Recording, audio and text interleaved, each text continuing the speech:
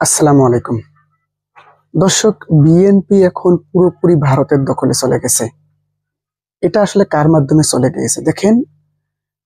শেখ হাসিনার আমলে মানে আওয়ামী লীগ সরকারের আমলে কিন্তু বিএনপির অনেক নেতাকর্মী গুম হয়েছে, হ্যাঁ জামাতেরও হয়েছে। কিন্তু তার মধ্যে বিএনপির স্থায়ী কমিটির সদস্য সালাউদ্দিন আহমেদ মানে বর্তমানে যিনি দেশে আছেন, এবং আরো তার আগে কিন্তু গুম হয়েছিল কে বিএনপির আরো একজন প্রভাবশালী নেতা, যিনি বিএনপির খুবই ভারত বিরোধী নেতা ছিলেন। তিনি হইতেছেন ইলিয়াস আলী। তিনি কিন্তু গুম হয়েছিল, কিন্তু একটা কৌশলটা দেখেন।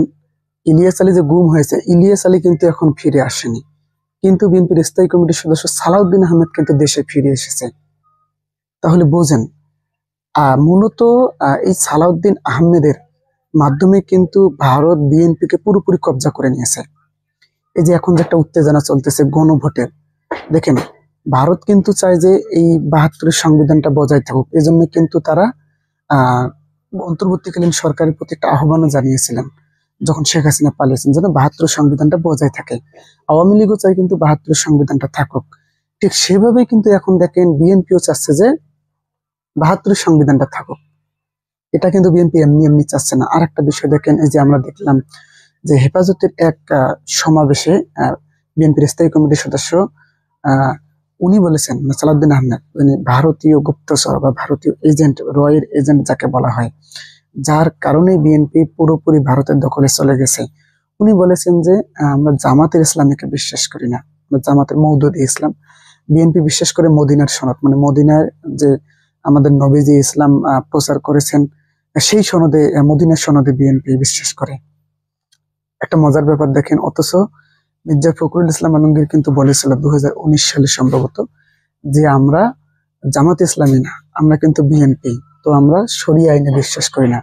এবং এই কথাটাই কিন্তু বিএনপির স্থায়ী কমিটির সদস্য সালাউদ্দিন আহমেদ যাই বলেছেন, তাই কিন্তু একসময় শেখ হাসিনা বলেছিল যে দেশটা মানে বাংলাদেশটা, যখন শেখ হাসিনা ক্ষমতায় ছিল, বাংলাদেশটা নাকি মদিনার সনদেই চলতেছে এবং চলবে, ভবিষ্যতেও চলতে থাকবে। এইভাবে কিন্তু শেখ হাসিনা বলেছেন। মানে বক্তব্যগুলো দেখেন একই, কিন্তু ব্যক্তিগুলো আলাদা। তাহলে বোঝা যাচ্ছে যে যেমনটা ধরা হয়, বিএনপিও বলে যে আওয়ামী লীগ ভারতের সঙ্গে মিলে এসব করছে। তো এখন দেখা যাচ্ছে যে বক্তব্যগুলো যেহেতু একই, তাহলে বিএনপি পুরোপুরি কিন্তু ভারতের দখলে চলে গেছে। যদিও এতদিন এই যে একটু ইয়া ছিল, যখন 5 আগস্টের পরে পরে যখন দেখা গেল যে সালাউদ্দিন আহমেদ দেশে ফিরে আসলেন, তিনি শিলংয়ে বসে কিন্তু বেশ লুঙ্গি পরে ঠ্যাঙের উপর পায়ের উপর পা তুলে দিয়ে কিন্তু সেখানে বক্তব্য, সেখানে আলোচনা করেছেন। মানে গুম হওয়া ব্যক্তি এত সুন্দরভাবে ভারতে বসে এভাবে আলোচনা মিটিং করতে পারে, এটা কখনোই আসলে বিশ্বাসযোগ্য নয়, যেটা পিনাকি ভট্টাচার্য দাদা দেখিয়েছেন। এবং দেখেন আপনি, বিএনপির অন্যান্য নেতা কর্মীরাও কিন্তু গুম হয়েছে, কিন্তু তারা কিন্তু ফিরতে পারেনি। তাদেরকে কিন্তু ভারত বলেন বা আওয়ামী লীগই বলেন না কেন, তাদেরকে কিন্তু হত্যা করে ফেলেছে। কিন্তু সালাউদ্দিন আহমেদ চৌধুরী, উনি কিন্তু দেখেন ওনার না কোনো ক্ষতি হয়েছে, না চেহারার কোনো ফেস কাটিং নষ্ট হয়েছে, বরং ভারতে তিনি গুম অবস্থায় থেকে আরো সুদর্শন পুরুষ কিন্তু হয়েছেন, মানে অনেক সৌন্দর্য হয়েছেন। তাহলে উনি কেমন গুম ছিলেন এটা আসলে বোঝার বাকি কোনো আর নাই। তাহলে বোঝা যাচ্ছে যে বিএনপি যে দখল করে নিয়েছে এটা ভারত, এটা পুরোপুরি সালাউদ্দিন আহমেদের মাধ্যমে কিন্তু দখল করে নিয়েছে। যদি অভিযোগ আছে আমির খসরু মাহমুদ চৌধুরীও আছে সঙ্গে জড়িত, মির্জা ফখরুল ইসলাম আলমগীরও জড়িত আছে, তবে যেটা মনে হয় যে সালাউদ্দিন আহমেদের দ্বারাই কিন্তু পুরোপুরি বিএনপি ভারতের দখলে গিয়েছে। কেননা যেই তারেক রহমান এবং ম্যাডাম জিয়াই বলেন না কেন, জিয়াউর রহমানকে বলেন না কেন, ওরা কিন্তু একসময় যে রাজাকার এগুলো কিন্তু বিশ্বাস করতো না, বিশেষ করে জামাতকে। তারা মনে করেছিল তারেক রহমানের একটা স্পষ্ট বক্তব্য আছে, ম্যাডাম জিয়ারও স্পষ্ট বক্তব্য আছে যে এরা এগুলো মিথ্যা মামলা। তো এখন এসে বলতেছেন যে জামাত স্বাধীনতা বিরোধী, জামাত রাজাকার, জামাত গণহত্যা করেছে, জন্য জামাতকে নিষিদ্ধ করতে হবে। এই বক্তব্যগুলো আসলে কার? এই বক্তব্যগুলো আপনাকে দেখতে হবে আওয়ামী লীগের, যা তৈরি করে দিয়েছে কিন্তু ভারত। সেজন্যই কিন্তু এখন এই বক্তব্যগুলো আসতেছে। এই বক্তব্যগুলো কিন্তু মোটেও এতদিন ছিল না। ছিল কখন? যখন 5 আগস্টের পরে এই যে বিএনপির স্থায়ী কমিটির সদস্য সালাউদ্দিন আহমেদ, যাকে ভারতীয় এজেন্ট, ভারতীয় গুপ্ত এজেন্ট বলা হয়, উনি কিন্তু বাংলাদেশে ঢোকার পরেই এই বক্তব্যগুলো কিন্তু প্রচলন শুরু হয়েছে। মানে দুইটি গ্রুপে কিন্তু বিএনপি বিভক্ত। যেমন একদল তো মানেই না যে জামাত রাজাকার, আরেক দল প্রকাশ্যে বলতেছে। এ বিষয়ে যদিও এখন টিভিতে আমি দেখলাম যে বিএনপির ভাইস চেয়ারম্যান শামসুজ্জামান দুদুকে প্রশ্ন করা হয়েছিল যে এই যে আলাল বিএনপি চেয়ারপারসন উপদেষ্টা, উনি তো বলেছেন যে জামাতকে নিষিদ্ধ করা উচিত। উনি বলেছেন যে এটা ওনার ব্যক্তিগত বক্তব্য, এটা বিএনপির বক্তব্য নয়। মানে দেখেন, এক নেতা এক এক দিকে কিন্তু বক্তব্য দিতেছেন, মানে বোঝাই যাচ্ছে যে সালাউদ্দিন আহমেদ উনি কিন্তু বিএনপি কে পুরোপুরি ভারতের কবজায় নিয়ে গেছে। এটা 100% শিওর হওয়া যাচ্ছে এখন। কেননা এই যে 72-এর যে সংবিধানটা আছে, এই সংবিধান কিন্তু বিএনপি রক্ষা করার কথা ছিল না। 5 আগস্টের পরে কিন্তু যখনই সালাউদ্দিন আহমেদ দেশে ফিরে আসেন, তারপরে পরে কিন্তু এই যে সংস্কার নিয়ে কিন্তু শুরু হয় একটা বিএনপির সঙ্গে দ্বন্দ্ব। বিএনপি সংস্কার চায়নি, অথচ এই বিএনপি কিন্তু অনেক আগে থেকে সংস্কার চেয়েছে, অনেক আগে থেকে কিন্তু 41 দফার বাস্তবায়ন চেয়েছে, এগুলো চেয়েছে, এখনো চাচ্ছে, যদিও এটা একটা কৌশলী, কিন্তু সংস্কার তারা চায়নি তখন। তারপরে ঐক্যমত সংস্কার কমিশনে দেখা গেল একটা আলোচনা হলো।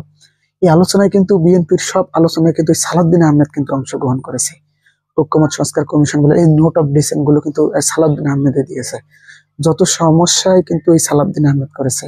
এখানে বুঝতে হবে যে ভারতে গুম হওয়া একজন ব্যক্তি এত সুস্থ কেমনে থাকে, আরো চেহারার উজ্জ্বল গঠন কাঠামো, এবং ভারতে শিলংয়ে বসে মিটিং করে, আওয়ামী লীগ বলেন বা জাতিসংঘ বলেন না, সব ইয়ের সঙ্গে মিটিং করে।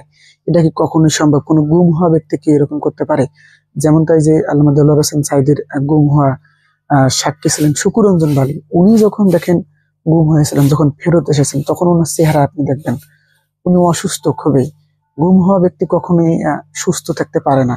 ভারতকে ওইখানে হোটেলে কি ওনাকে বসে আপ্যায়ন করার জন্য গুম করেছে? না, গুম আপ্যায়নের জন্য করেনি। কিন্তু তাহলে আপ্যায়ন কেন করেছে? ভারতের বিকল্প একটা হাতিয়ার রাখার জন্য কিন্তু এই আপ্যায়নটা করেছে। সেই হাতিয়ারটাই কিন্তু ধরা হচ্ছে যে এখন তারা প্রেরণ করেছে 5 আগস্টের পরে, যখন দেখা গেছে যে আওয়ামী লীগ তো তাদের কাছ থেকে হাতছাড়া হয়ে গেছে, মানে বাংলাদেশটা কিন্তু হাতছাড়া, তখনই কিন্তু তারা বিএনপির এই নেতাকে টোপ হিসেবে ব্যবহার করেছে। এবং দেখা গেছে যে এই টোপে কিন্তু সরাসরি বিএনপি পুরোপুরি এখন ভারতের কবজায় গিয়ে পড়েছে। এমনকি তারেক রহমানও কিন্তু এখানে গিয়েছে। না হলে যে সংস্কার ইস্যুগুলো কেন বিএনপি মানবে না? কেন বিএনপি চাইবে না তত্ত্বাবধায়ক ইস্যুতে সংস্কার, তত্ত্বাবধায়ক সরকারের সাথে? কেন সরকারি চাকরি সহ বিভিন্ন চাকরিতে মেধার ভিত্তিতে হোক, এটা বিএনপি চাইবে না? এখানে কেন বিএনপি নোট অফ ডিসেন্ট দিয়ে রেখেছে? কেন বিএনপি নোট অফ ডিসেন্ট দিয়েছে এই যে জুলাই সনদ, জুলাই সনদের আইনের ভিত্তিতে গণভোট কেন বিএনপি চাচ্ছে না? কেন জুলাই সনদটা সংবিধানে যুক্ত হোক, এটা বিএনপি চায় না? এখানে বুঝতে হবে, তো এখানে মূল লাঠিটা কিন্তু সালাউদ্দিন আহমেদের হাতে, কিন্তু তারেক রহমানের হাতে নেই।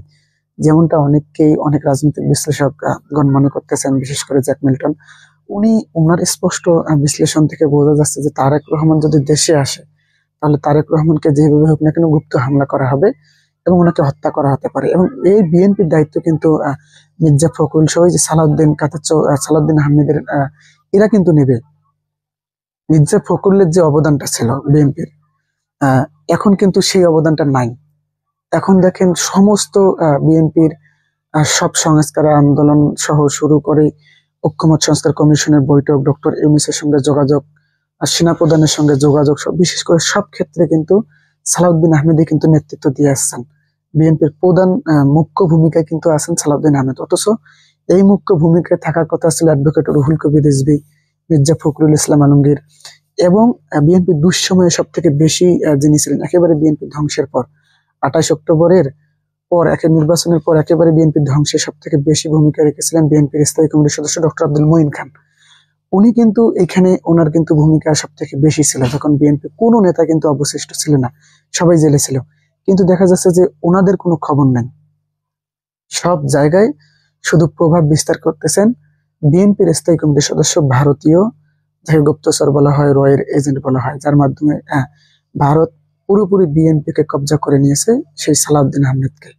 সব জায়গায় কিন্তু দেখা যাচ্ছে। আপনি দেখেন, নির্বাচন ইসির সঙ্গে বৈঠক, ডক্টর ইউনূসের সঙ্গে বৈঠক, সেনাপ্রধানের সঙ্গে বৈঠক, বিমান বাহিনীর প্রধানের সঙ্গে বৈঠক, চপ্পুর সঙ্গে বৈঠক, এবং অন্যান্য রাজনৈতিক দলের সঙ্গে বৈঠক, হেফাজতের সঙ্গে যদি বৈঠক করে বা সমাবেশে যায়, সেখানেও দেখা গেছে যে সালাউদ্দিন আহমেদ যাচ্ছেন, বক্তব্য দিতেছেন, তাদের সঙ্গে যোগাযোগ করতেছেন। এমনকি এনসিপির সঙ্গে যে বৈঠক, সেখানেও সালাউদ্দিন আহমেদ।